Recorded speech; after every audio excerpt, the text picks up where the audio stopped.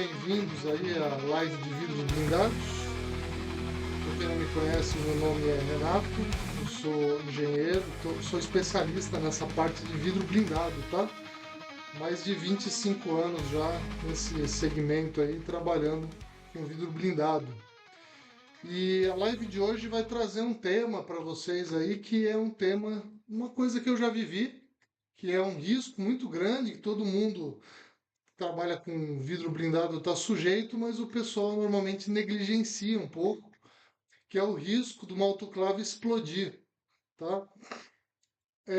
Para quem não trabalha com, não tem muita familiaridade aí com vidro blindado, a autoclave é um vaso de pressão, tá? Você imagina como se fosse uma panela de pressão quando você quer esquentar alguma coisa e cozinhar numa temperatura que seja acima de 100 graus centígrados, porque a gente sabe que a água ela vai entrar em ebulição a 100 graus centígrados, tá?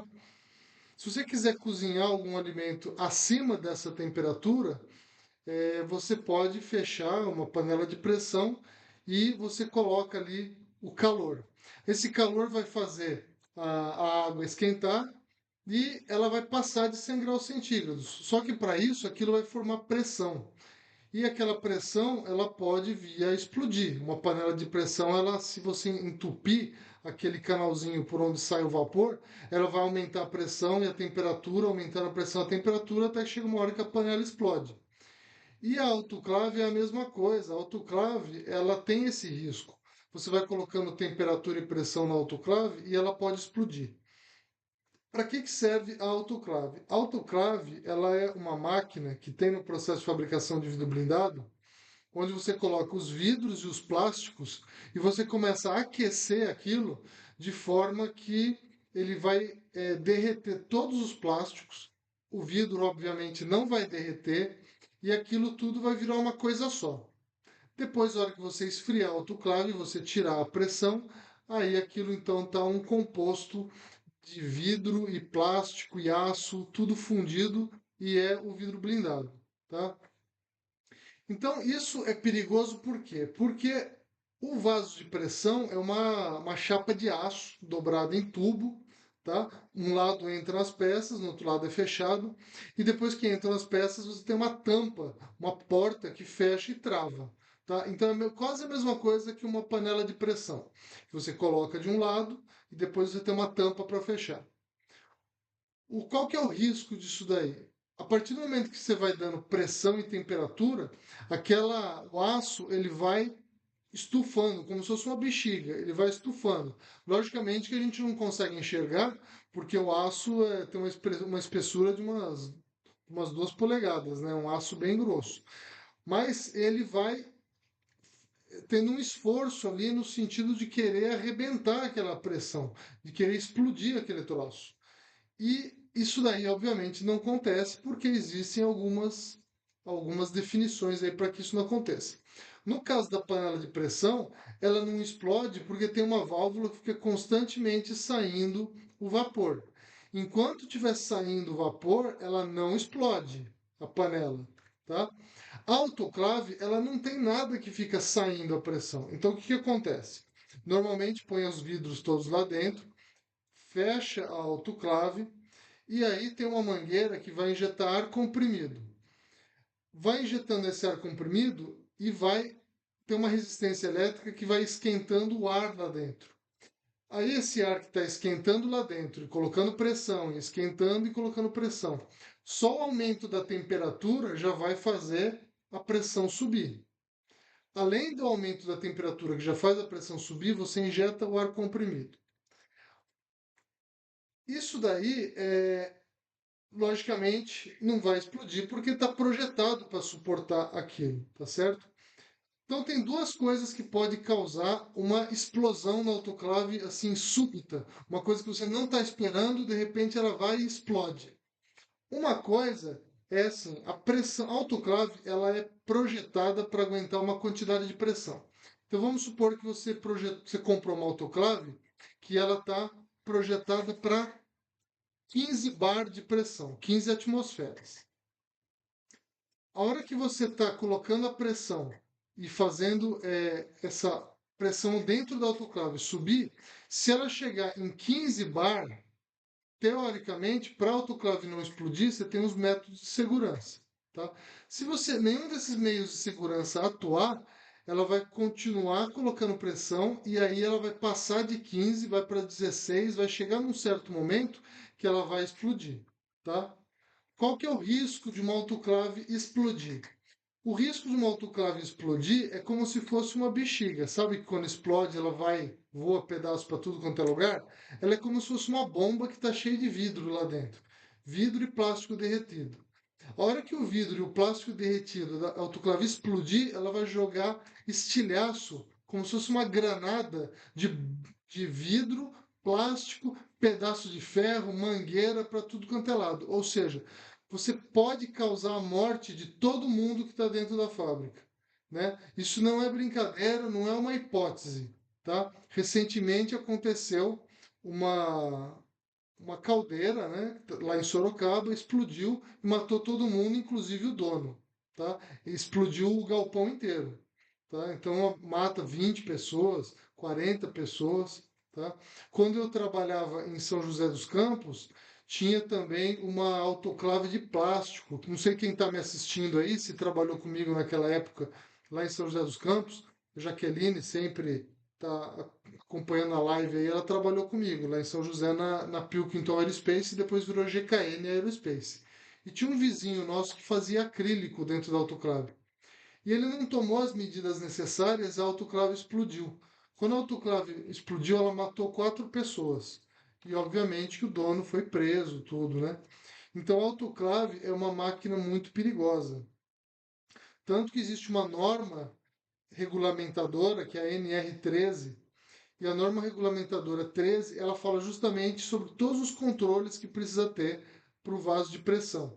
Uma das coisas muito importantes que tem que ter para uma autoclave é o operador da autoclave. Isso é fundamental, porque qualquer coisa que for fugir daquele parâmetro, o operador da autoclave está ali para automaticamente bater o botão de emergência, desligar, né, antes que aconteça uma fatalidade. Muitas das empresas de vidro blindado fazem o quê? Coloca alguém para tomar conta da autoclave. Então, digamos que pega um operador do forno, ele está curvando a peça, ele vai lá de vez em quando dar uma olhadinha na autoclave. Só que a grande maior parte do tempo não tem o que fazer na frente da autoclave, porque ela trabalha sozinha. Então, o pessoal pega o operador da autoclave e põe para desembalar a peça, põe para curvar vidro, põe para fazer algum outro procedimento. Só que isso é muito perigoso, porque se a autoclave explodir, mata todo mundo dentro da fábrica. Então, o pessoal não se dá conta, porque como é uma coisa que é difícil acontecer, o pessoal acha que não tem problema e que não precisa, então, estar tomando essas precauções.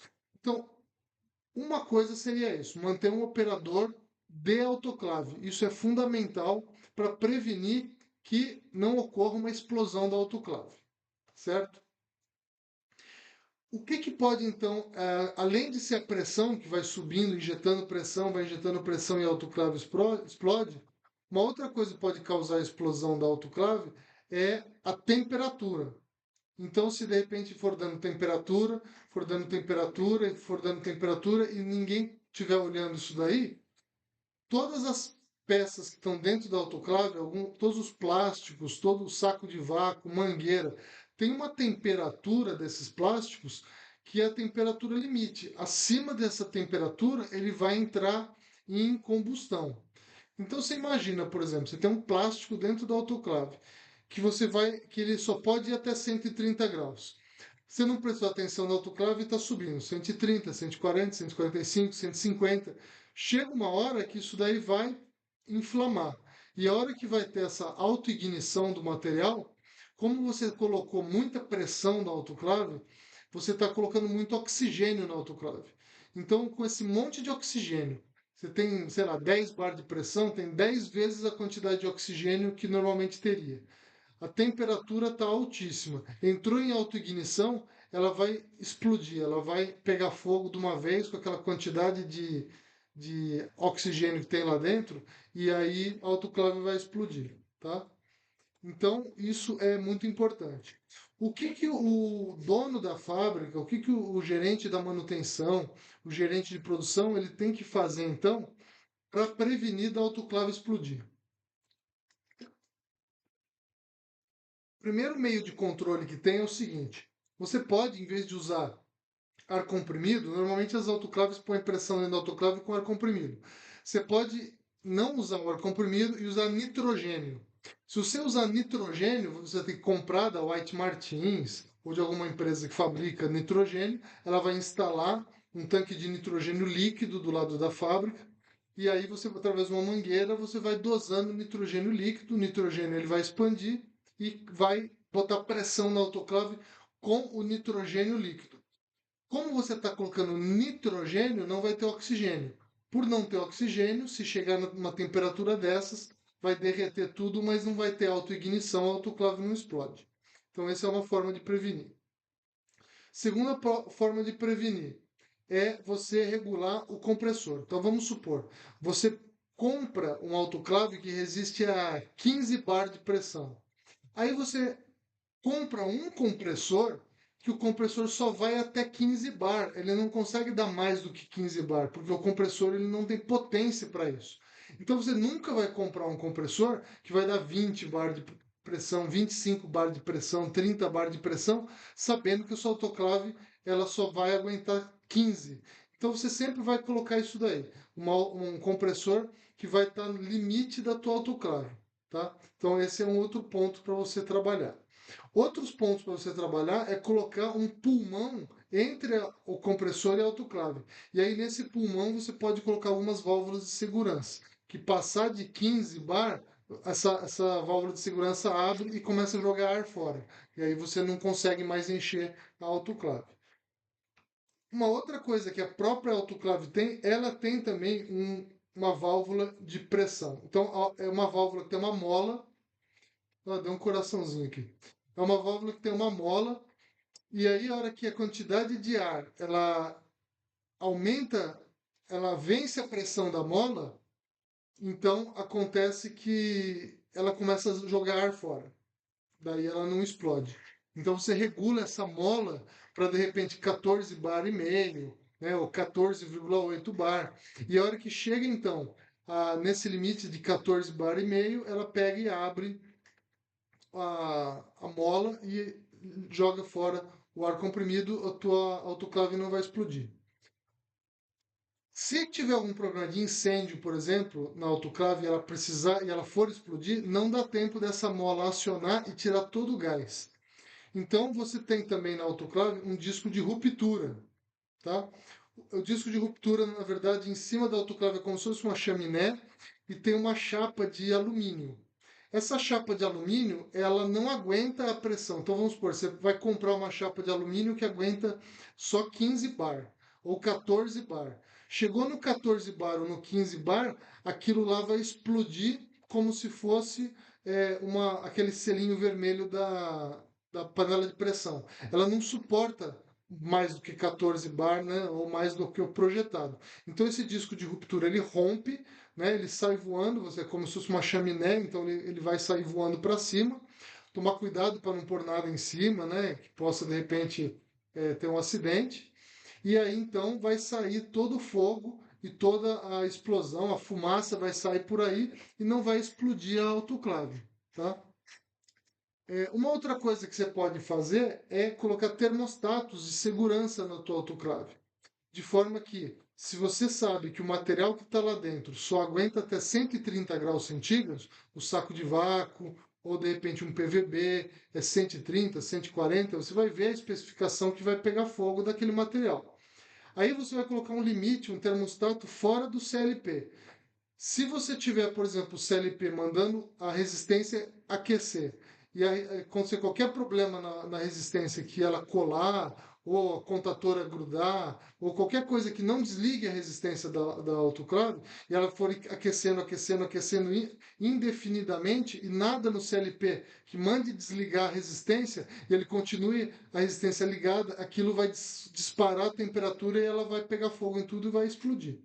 Então você pode colocar um termostato fora do CLP e esse termostato acionar o botão de emergência. Então, se chegar numa temperatura limite, o termostato vai, através do fora do CLP, ligar o botão de emergência. Tá? Então, isso pode ser feito também.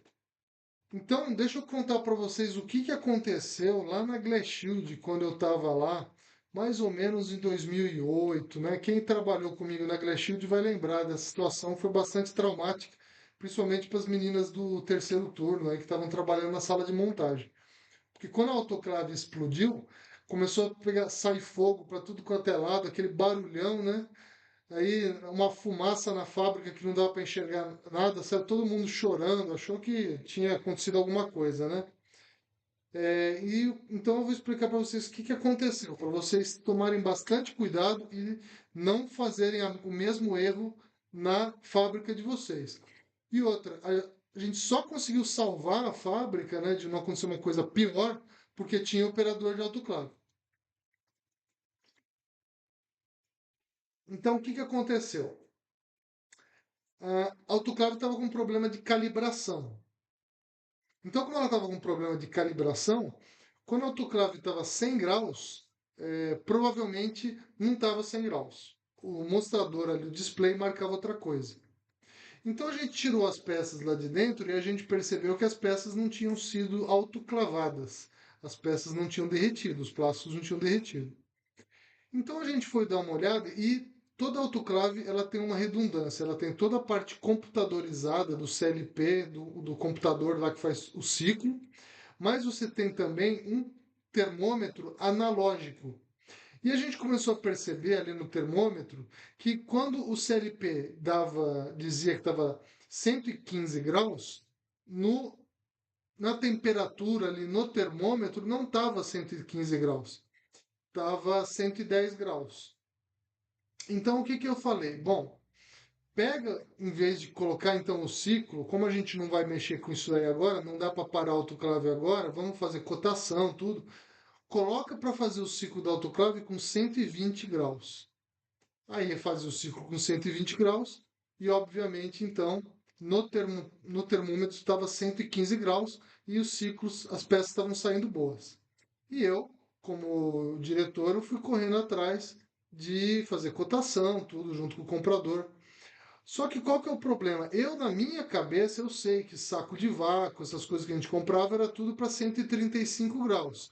Então, eu sabia que botar 120 graus não ia ter problema nenhum, caso falhasse alguma coisa no CLP.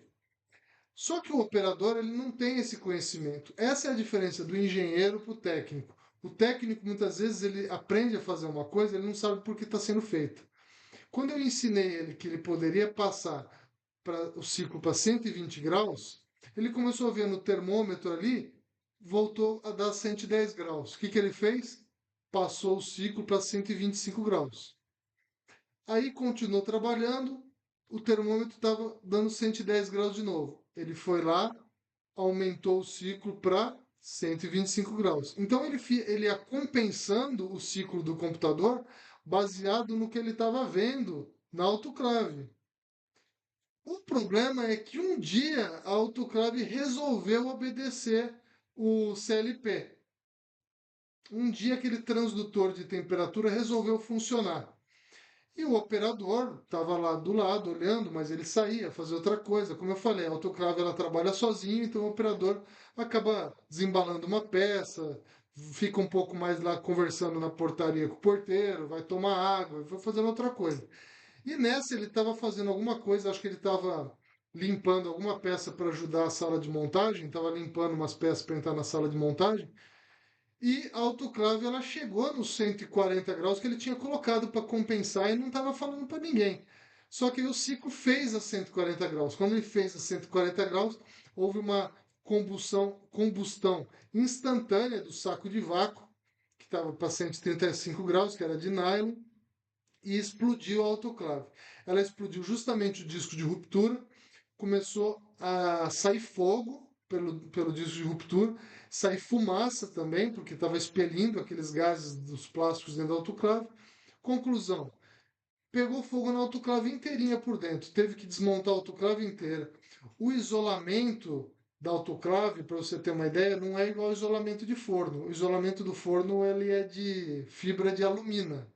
O isolamento da autoclave ela é de fibra de vidro. Derreteu tudo. Derreteu tudo. O isolamento caiu assim, virou poeira. E virou, derreteu tudo, derreteu mangueira, saco, virou um monte de plástico preto derretido e, e um monte de pó preto, os vidros desapareceram. Um monte de coisa dentro da autoclave desapareceu, as mangueiras desapareceram, desapareceu tudo.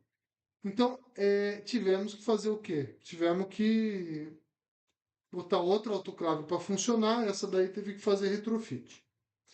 Então, o que que você faria?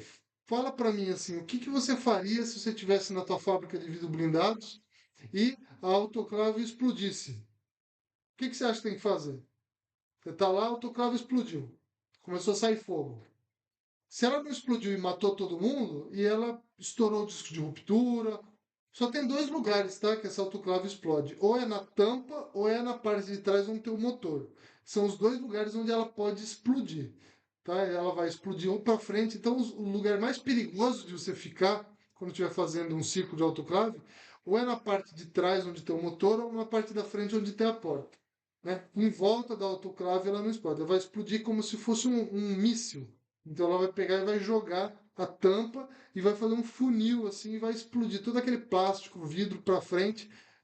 Então, se você pega, por exemplo, uma autoclave, você nunca vai apontar ela para um lugar onde pode matar uma pessoa, tá? Então, o que que você tem que fazer se quando explodir a autoclave e começar a pegar fogo? Primeira coisa, manter a calma. Você vai manter a calma, porque apesar dela estar pegando fogo e saindo fumaça, ela não vai te matar, tá? É igual a panela de pressão que eu falei para vocês no começo do vídeo.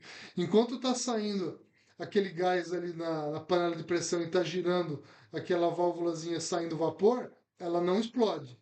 Então, enquanto estiver saindo fumaça e fogo pela parte de cima da autoclave, ela não vai explodir mais. Então, a primeira coisa que você vai fazer, manter a calma, avaliar a situação para ver o que que você vai fazer.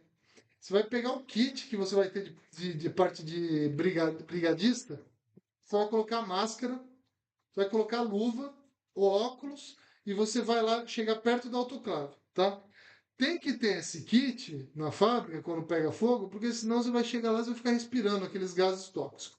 Então você vai pegar, você vai fazer isso. Você vai pegar o kit, vai colocar o kit, você vai chegar perto da autoclave e vai bater a emergência. Por que que você vai bater a emergência da autoclave? Para ela desenergizar, tá? Porque senão você pode ter um problema e passar para os outros equipamentos. Aí o que que você vai fazer? Você vai evacuar a fábrica. Por quê? Porque aquele gás que sai dos plásticos derretidos, aquilo é venenoso. Não é para você ficar respirando aquilo e nem deixar o cara lá que está trabalhando lá na fábrica respirar aquilo. Então você vai evacuar a fábrica, vai abrir todas as portas da fábrica e você vai lá e desligar o disjuntor geral da fábrica para proteger os outros equipamentos, tá? Feito isso, você vai ter que esperar a autoclave eliminar todo aquele gás e esperar aquela fumaça sair de dentro da fábrica. Não tem o que fazer. Então, depois disso, você vai lá e você vai isolar, vai desligar o disjuntor só da autoclave, vai isolar a autoclave, vai dar uma olhada no quadro geral, vai ver se não comprometeu os outros equipamentos, e aí você vai ligando equipamento por equipamento para ver se está tudo funcionando. Vai medir a temperatura lá no quadro, lá para ver se no quadro geral, para ver se o calor que vai pelo cabo, de repente não chegou a estragar nada. Você vai seguir a tubulação da água para ver se aquele calor, né, fez vapor na tubulação, para ver se não danificou a torre de resfriamento, ver se não danificou a bomba E aí você vai ligando equipamento um por um. A bomba de vácuo da autoclave, você vai ligar ela separada, ver se está funcionando. E aí você vai fazendo essa rastreabilidade, ligando tudo para ver, avaliar o que que estragou, o que que não estragou. Aí você vai ter que tirar tudo, tá? Porque quando pega fogo assim, todas as juntas que você tem na parte de vácuo, tudo, todas aquelas uniões que tem ali com teflon, aquilo lá estraga tudo. Você vai ter que desmontar tudo, tá certo? Vai ter que mandar comprar novo. tem que comprar mangueira nova e aí você vai vindo montando de novo a autoclave. A parte de dentro você vai ter que tirar tudo, vai ter que pegar uma lixadeira, cortar todo o acabamento, arrancar tudo, vir com a lã de rocha ou lã de vidro, né? Acho que é lã de rocha mais apropriado. Vai, faz tudo de novo. Se você quiser aproveitar e gastar um pouco mais de dinheiro, faz com o mesmo material do forno, né? Alumina, faz ali aquele material, né? De óxido de alumínio e refaz, vai vir soldando de novo a chapa e vai vir refazendo, vai trocar as resistências, que vai estar tudo empenada, vai ver se a parte ali de trás, onde é a serpentina, vai ver se não, com a temperatura, se não, ela não estourou, se não obstruiu, se não estragou. O motor do autoclave também você vai ter que mandar rebobinar, porque provavelmente o isolamento dela já era, tá? Rolamento do motor, ali onde tem o ventilador no fundo do autoclave, você vai ter que trocar, porque o rolamento também já era. Tudo que tiver no autoclave, praticamente você vai ter que. A borracha de vedação da tampa, da porta, as válvulas de segurança, esse disco de ruptura, tudo isso aí vai ter que trocar tudo, vai ter que fazer tudo de novo. É gastar bastante dinheiro, tá? Então é menos dinheiro do que você ter um operador. Então por isso que eu falo para vocês manterem esse custo de ter um operador. E não é qualquer operador. O operador tem que ser certificado pela NR13. Ele tem que ser operador de vaso de pressão, tá? Não é qualquer operador. Você pode pegar qualquer operador e dar um curso para ele. Pode pegar o encarregado e dar o curso. Mas tem que ter esse curso aí da NR13, que é vasos de pressão, tá bom?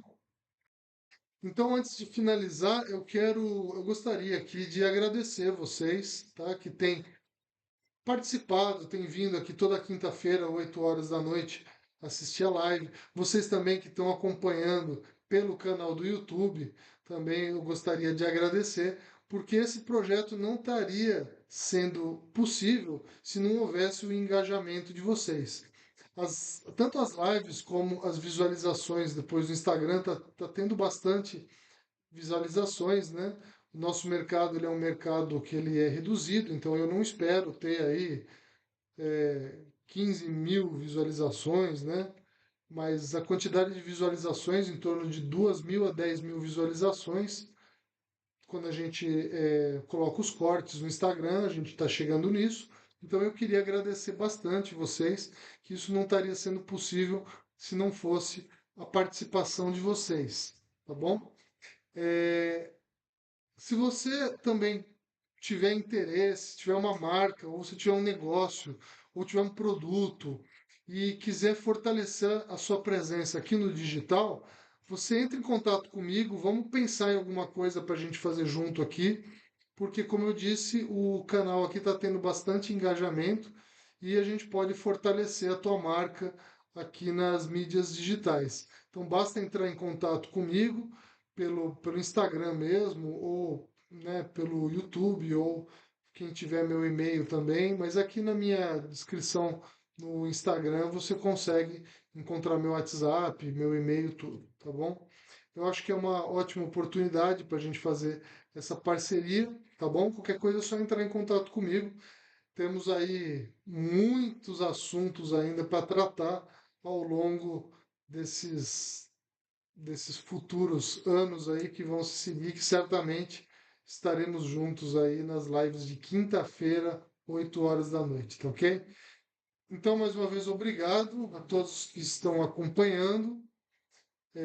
Boa noite para todo mundo aí. Fique com Deus. Tchau.